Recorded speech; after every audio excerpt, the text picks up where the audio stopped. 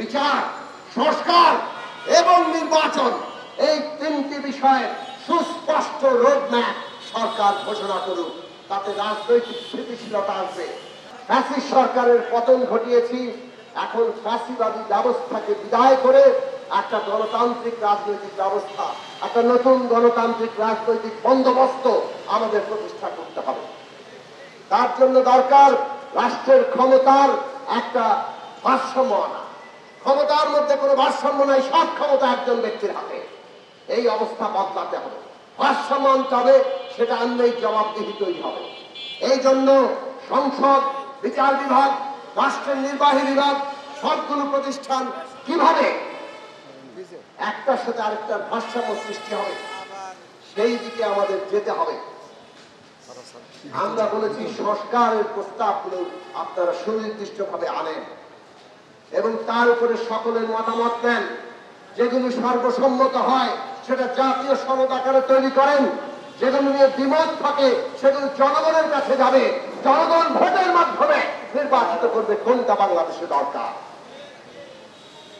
এইটা যদি আমরা নিশ্চিত করতে পারি তাহলে ন্যূনতম জাতীয় ঐক্য থাকবে। ন্যূনতম জাতীয় ঐক্যমত্য রক্ষা করা দরকার। কেননা আমরা যদি এই ফ্যাসিবাদ বিরোধী আন্দোলনকারী শক্তিসমূহ নিজেদের মধ্যে ঐক্য রক্ষা করতে না পারি তাহলে পতিত ফ্যাসিস্টরা তার সুবিধা নিবে, তার দেশি বিদেশিরা সুবিধা নিবে। আজকে সেই কারণে আমরা বলেছি বিচার, সংস্কার এবং নির্বাচন, এই তিনটি বিষয়ে সুস্পষ্ট রোডম্যাপ সরকার ঘোষণা করুক। তাতে রাজনৈতিক স্থিতিশীলতা আসবে।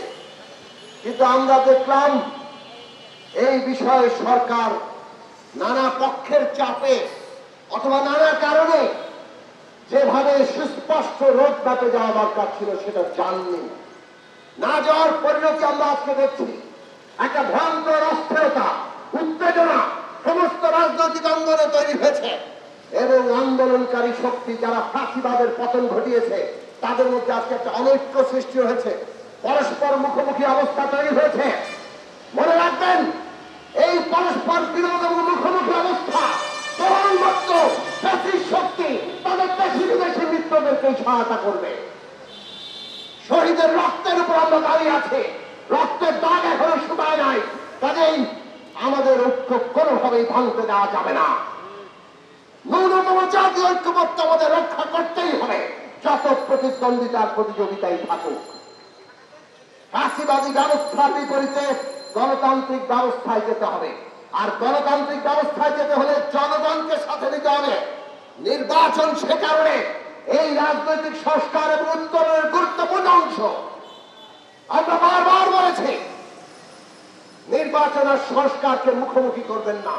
বিচার, সংস্কার, নির্বাচন এগুলো কোনো পরস্পর মুখোমুখি বিষয় নয়। তিন বিষয় একসাথে যাবে, তিনটার পরিষ্কার রূপরেখা আমরা দেখতে চাই।